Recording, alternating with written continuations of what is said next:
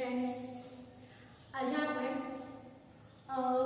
ભાગીદારીના વિષય પ્રવેશમાં થોડી આગળ થિયરી જોઈશું। અગાઉના વિડિયોમાં આપણે થિયરી જોઈ ગયા હતા, જેમાં આપણે જોયું કે મૂડી પર વ્યાજ, ઉપાડ પર વ્યાજ, ભાગીદાર માટે શું કહેવાય, પેઢી પર વ્યાજ, પેઢી માટે શું કહેવાય, અને એ જ રીતે આપણે જોઈ ગયા કે લોન પર વ્યાજ ભાગીદાર પેઢીને આપણે ત્યારે કેટલા ટકા 6%। ઓકે, તો તમે નહીં જોયો હોય તો એ વિડિયો ફરી એકવાર જોઈ લેજો, ખૂબ જ ઇમ્પોર્ટન્ટ વિડિયો છે।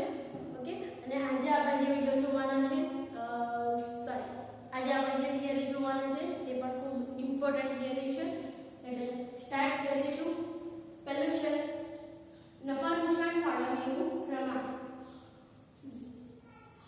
એના માટે આપણે બે મુદ્દા યાદ રાખવાના છે। નફા નુકસાન ફાળવણીનું પ્રમાણ જ્યારે આપેલ હોય, એટલે કે દાખલામાં જ્યારે નફા નુકસાન ફાળવણીનું પ્રમાણ આપેલું હોય તો એ જ પ્રમાણમાં ભાગીદારો વચ્ચે વહેંચાશે।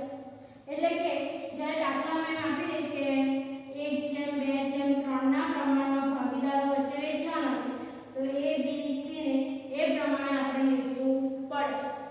પરંતુ જ્યારે નફા નુકસાન ફાળવણીનું પ્રમાણ આપેલું નથી, જ્યારે આપેલ ન હોય ત્યારે સરખે હિસ્સે વહેંચાય। સરખે હિસ્સે એટલે 1:1:1, એટલે કે જેટલા ભાગીદાર હોય, બે ભાગીદાર હોય તો 1:1, 3 હોય તો 1:1:1। આ ખાસ ધ્યાનમાં રાખજો, નફા નુકસાન ફાળવણીનું પ્રમાણ જ્યારે નથી આવ્યું તો સરખે હિસ્સે વહેંચાશે। ઓકે, અને જો આપી દીધું છે તો જે પ્રમાણ આપ્યું છે એ જ પ્રમાણમાં વહેંચવાનું રહેશે। નેક્સ્ટ બીજું ધ્યાનમાં રાખવાનું છે, ભાગીદારોના મૂડી ખાતા રાખવાની મુખ્યત્વે બે પદ્ધતિઓ છે, અસ્થિર મૂડી ખાતાની પદ્ધતિ અને સ્થિર મૂડી ખાતાની પદ્ધતિ। ફરી એકવાર રિપીટ, ભાગીદારોના મૂડી ખાતા રાખવાની મુખ્યત્વે બે પદ્ધતિઓ છે, અસ્થિર મૂડી ખાતાની પદ્ધતિ જેને હંગામી મૂડી ખાતાની પદ્ધતિ તરીકે પણ ઓળખવામાં આવે છે, અને સ્થિર મૂડી ખાતાની પદ્ધતિ જેને કાયમી મૂડી ખાતાની પદ્ધતિ તરીકે પણ ઓળખવામાં આવે છે। તમારે બંને યાદ રાખવાનો, અસ્થિરને હંગામી કહેવાય, સ્થિરને કાયમી કહેવાય। કારણ કે પરીક્ષામાં તમને હંગામી મૂડી ખાતાની પદ્ધતિ વિશે જણાવે એમ કે તો તમને ખબર હોવી જોઈએ કે હંગામી એટલે અસ્થિર। ઓકે, એટલે મૂડી ખાતાની મુખ્યત્વે બે પદ્ધતિઓ છે, હંગામી મૂડી ખાતાની કે જેને અસ્થિર મૂડી ખાતાની પદ્ધતિ કહેવાય, અને કાયમી મૂડી ખાતાની પદ્ધતિ જેને સ્થિર મૂડી ખાતાની પદ્ધતિ તરીકે ઓળખીએ।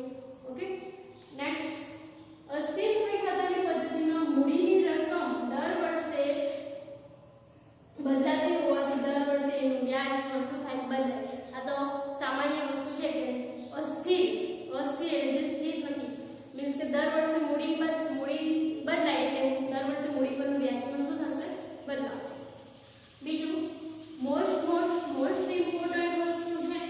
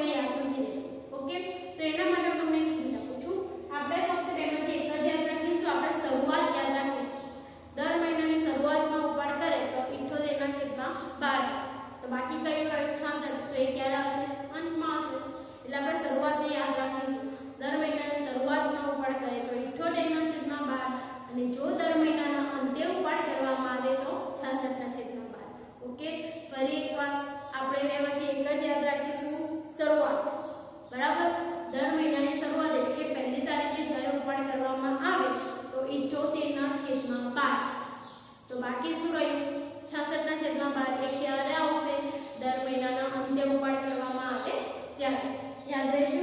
તો આ ખાસ ધ્યાનમાં રાખજો. હવે આ 66/12 અને 78/12 કઈ રીતે આવે તે હું હવે તમને બતાવું છું. હવે વિદ્યાર્થીઓ આપણે એ જોવાના છે કે આ 66/12 અને 78/12 કઈ રીતે આવશે. તો આ 12 આપણે શું દર્શાવે છે? મહિના. આપણા વર્ષના મહિના કેટલા છે? 12. તો આ માસ કેટલા છે? 12 1 2 3 4 5 6 7 8 9 10 11 12 મહિના છે જાન્યુઆરી થી લઈને ડિસેમ્બર સુધી. હવે ફર્સ્ટ આપણે જોવાના છે શરૂઆત. તો જોઈએ શરૂઆતમાં ઉપાડ અને બીજું આપણે જોઈશું અંતે ઉપાડ. જ્યારે શરૂઆતમાં ઉપાડ કરવામાં આવે સમજી લો કે હું જાન્યુઆરી પહેલો મહિનો એટલે જાન્યુઆરી હું જાન્યુઆરીની પહેલી તારીખે ઉપાડ કરું છું. પહેલી તારીખ એટલે શરૂઆત થશે. મહિનો નથી જોવાનો આપણે શું જોવાનું છે? પહેલી તારીખ. જાન્યુઆરીની પહેલી તારીખે હું ઉપાડ કરું છું. તો એ ઉપાડ પર એટલે કે આખા વર્ષની શરૂઆતનો એટલે આખા વર્ષનું જ ઉપાડ પર એટલે કે હું એક વર્ષ માટે ઉપાડ કરું છું. ખ્યાલ આવે છે? જાન્યુઆરીની ફર્સ્ટ તારીખે હું ઉપાડ કરીશ એટલે કે આખા વર્ષ માટે મેં ઉપાડ કરેલું કહેવાય. એટલે આખા વર્ષના કેટલા મહિના? 12 મહિના થશે. ઓકે. એ જ રીતે હું બીજા મહિનામાં ઉપાડ કરું છું એટલે બીજા મહિનાથી લઈને 12મા મહિના સુધી ઉપાડ ગણાય મારો. એટલે એક મહિનો નીકળી ગયો એટલે કેટલા મહિના આવશે? હવે 11.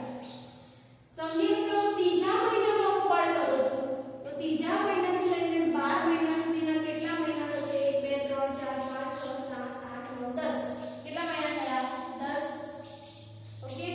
સમજી લો હું ચોથા મહિનામાં ઉપાડ કરું છું તો ચોથા મહિનાથી લઈને 12 મહિના સુધી કેટલા મહિના થશે? 9. એટલે કે આ 3 મહિનાનો ઉપાડ વ્યાજ તો નહીં ચૂકવું ને. વધારાનું શું કામ ચૂકવવાનું? આપણે જેટલા મહિના માટે લઈશું એટલા મહિનાનું ચૂકવાય. એ જ રીતે જો હું 5મા મહિનામાં ઉપાડ કરીશ એટલે 5 થી લઈને 12 સુધી કેટલા મહિના થશે? 1 2 3 4 5 6 7 8 એટલે કે 8 મહિના થયા. તો હું 8 મહિનાનું જ વ્યાજ ચૂકવીશ ને. આ 4 મહિનાનું વ્યાજ હું શું કામ આપું? ખ્યાલ આવે છે ને? ટૂંકમાં આપણે જ્યારથી આપણે ઉપાડ કરીશું તો એટલા જ મહિનામાં આપણે વ્યાજ ચૂકવીએ. બાકીના મહિનાનું નથી ચૂકવતા. તો એ જ રીતે અહીંયા થશે 7 6 5 4 3 2 1. હવે તમે આનું ટોટલ મારો 12 11 10 9 8 7 6 5 4 3 2 1 નું ટોટલ મારો તમારો ટોટલ આવશે 78. એટલે 78 દિવસ આવી ગયા તમારા. અને મહિના કેટલા? તો 12 એટલે 78/12. ખ્યાલ આવી ગયો? ઓકે. એ જ રીતે આપણે જોવાનું છે અંતે ઉપાડ. હવે ધ્યાન આપજો. દર મહિનાના અંતે ઉપાડ જ્યારે કરવામાં આવે તો શું કરવાનું? તો સમજી લો કે આ જાન્યુઆરી મહિનો છે. ફર્સ્ટ પહેલો મહિનો એટલે કયો કહેવાય? જાન્યુઆરી કહેવાય ને. પહેલો મહિનો એટલે જાન્યુઆરી. તો જાન્યુઆરીના અંતે અંતે એટલે શું? 31 તારીખે. જાન્યુઆરીની છેલ્લી તારીખ કઈ આવે? 31. તો હું 31 તારીખે ઉપાડ કરું છું. અહીંયા મેં પહેલી તારીખે ઉપાડ કરેલો. અહીંયા હું 31 તારીખે ઉપાડ કરું છું. તો જાન્યુઆરીની 31 તારીખે ઉપાડ કરું છું એટલે જાન્યુઆરી મહિનો તો આખો પતી ગયો ને. મેં છેલ્લી તારીખે આખા મહિનાની છેલ્લી તારીખે મેં ઉપાડ કર્યો એટલે મારો જાન્યુઆરી મહિનો ગણાશે નહીં. ખ્યાલ આવે છે? ફરી એકવાર હું જાન્યુઆરીની 31 તારીખે ઉપાડ કરું છું. જાન્યુઆરીની 31 તારીખ એટલે 31 એ જાન્યુઆરી મહિનાનો છેલ્લો દિવસ કહેવાય. હવે મેં છેલ્લા દિવસે ઉપાડ કરું છું એટલે એ મહિનો તો મારા વ્યાજમાં નહીં આવે. એટલે મારે જે વ્યાજ ચૂકવવાનું છે તે ફક્ત હવે કેટલા મહિનાનું ચૂકવવું પડશે? 11 મહિનાનું. ખ્યાલ આવી ગયો ને? ઓકે. એટલે અહીંયા થશે 11. ફરી એકવાર હું જાન્યુઆરીની 31 તારીખે ઉપાડ કરું છું. તો આપણે ખરેખર ઉપાડ જ્યારે ઉપાડ કરીએ તો ત્યાર પછી આખા વર્ષના જેટલા મહિના રહે એટલા મહિનાનું આપણે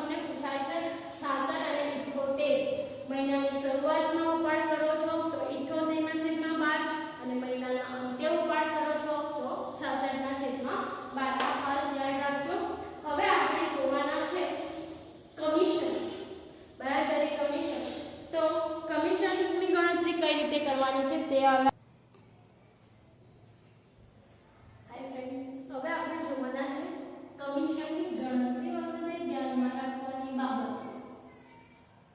કમિશનની ગણતરી વખતે કઈ બાબતો ધ્યાનમાં રાખવાની છે તે જોવાના છે. જે રીતે આપણે આ જોયું ઉપાડ પર વ્યાજ ગણતરી વખતે ધ્યાનમાં રાખવાની બાબતો, એ જ રીતે વેરી મોસ્ટ ઇમ્પોર્ટન્ટ કમિશનની ગણતરી વખતે ધ્યાનમાં રાખવાની બાબતો આવી. એમાં બે બાબતો યાદ રાખવાની છે. ફર્સ્ટ, કમિશન બાદ કર્યા પહેલાના નફા પર કમિશન ગણવાનું હોય. શું કીધું છે? કમિશન બાદ કર્યા પહેલાના નફા પર. કમિશન બાદ કર્યા પહેલાના નફા પર કમિશન ગણવાનું હોય ત્યારે કમિશનનું સૂત્ર આવશે ચોખ્ખો નફો ગુણ્યા કમિશનના ટકા છેદમાં 100. ફરીથી એકવાર, કમિશન બાદ કર્યા પહેલાના નફા પર જ્યારે કમિશન ગણવાનું હોય ત્યારે કમિશનનું સૂત્ર આવશે ચોખ્ખો નફો ગુણ્યા કમિશનના ટકા છેદમાં 100. અને કમિશન બાદ કર્યા પછીના નફા પર, શું કીધું છે? કમિશન બાદ કર્યા પછીના નફા પર કમિશન ગણવાનું હોય ત્યારે સેમ સૂત્ર, ફક્ત અહીંયા ચેન્જ આવશે. કમિશન બરાબર ચોખ્ખો નફો ગુણ્યા કમિશનના ટકા છેદમાં 100 વત્તા કમિશનના ટકા. ખાલી એડ કરવાનું છે તમારે કમિશનના ટકા.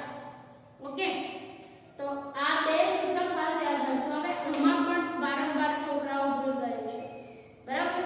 ક્યાં ભૂલ તમે કરશો તે બંને સૂત્ર તમે સાથે યાદ રાખશો તો તમને યાદ નહીં. જે રીતે મેં તમને આ ઉપાડનું કીધું કે બંને યાદ રાખવા જશો તો યાદ નહીં. બેમાંથી કોઈ પણ એક જ યાદ રાખો. અને કમિશનમાં પણ બેમાંથી કોઈ એક જ યાદ રાખો. આમાં આપણે યાદ રાખીશું ફર્સ્ટ, બરાબર? પહેલાનો નફો, બસ આટલું યાદ રાખો. શું યાદ રાખીશું? પહેલાનો. કમિશન બાદ કર્યા પહેલાના નફા પર કમિશન ગણવાનું હોય ત્યારે બસ એટલું યાદ રાખો. પહેલાનો આવે તો એ નીચે છેદમાં 100 આવે એટલું યાદ રાખો. ઓકે, છેદમાં 100 આવે તો સૂત્ર શું આવશે? કમિશન બરાબર ચોખ્ખો નફો ગુણ્યા કમિશનના ટકા છેદમાં 100. હવે સમજી લો પછીનો પૂછાય છે તો છેદમાં 100 આવશે, 100 વત્તા કમિશનના ટકા. ઓકે, કારણ કે ડિફરન્ટ ફક્ત અહીંયા જ છે ને, આટલામાં ડિફરન્ટ છે તો આપણે એટલું જ યાદ રાખીશું. જો પહેલાનો આવે તો ચોખ્ખો નફો ગુણ્યા કમિશનના ટકા છેદમાં 100 અને પછીનો આવે તો છેદમાં 100 વત્તા કમિશનના ટકા. ઓકે, ફરીથી એકવાર બંને સૂત્ર. જો કમિશન બાદ કર્યા પહેલાનો નફો હોય તો કમિશન બરાબર ચોખ્ખો નફો ગુણ્યા કમિશનના ટકા છેદમાં 100 અને કમિશન બાદ કર્યા પછીના નફા પર કમિશન ગણવાનું હોય તો ચોખ્ખો નફો ગુણ્યા કમિશનના ટકા છેદમાં 100 વત્તા કમિશનના ટકા. ઓકે, યાદ રહી ગયું? એ જ રીતે ઉપાડનું આપણે રિવિઝન કરી લઈએ. ઉપાડ પર વ્યાજ જો શરૂઆતમાં ગણવાનું કે શરૂઆતમાં જ્યારે ઉપાડ કરવામાં આવે તો 78/12 અને અંતે ઉપાડ કરવામાં આવે તો 66/12. ઓકે, યાદ રહી ગયું ને? બંનેમાં મેં તમને એક જ વસ્તુ યાદ રાખવાનું કીધું છે. જો ઉપાડમાં આપણે શરૂઆતનું યાદ રાખીશું ને કમિશનમાં આ પહેલાનું યાદ રાખીશું તો ઓટોમેટિકલી તમને એનું બીજું યાદ આવી જશે. બંને યાદ રાખવા નહીં જતા. ઓકે, તો આટલી જે પણ કંઈ થિયરી છે તે બંને વિડીયો, અગાઉનો વિડીયો અને આ વિડીયો બંને ખાસ જોજો. નહીં જો તમે અગાઉનો વિડીયો નહીં જોયો હોય તો એ પણ તમે એકવાર જોઈ લેજો. જો બંને થિયરી તમે પરફેક્ટલી બંને વિડીયોની થિયરી જો તમને પરફેક્ટલી આવડશે તો 100% તમને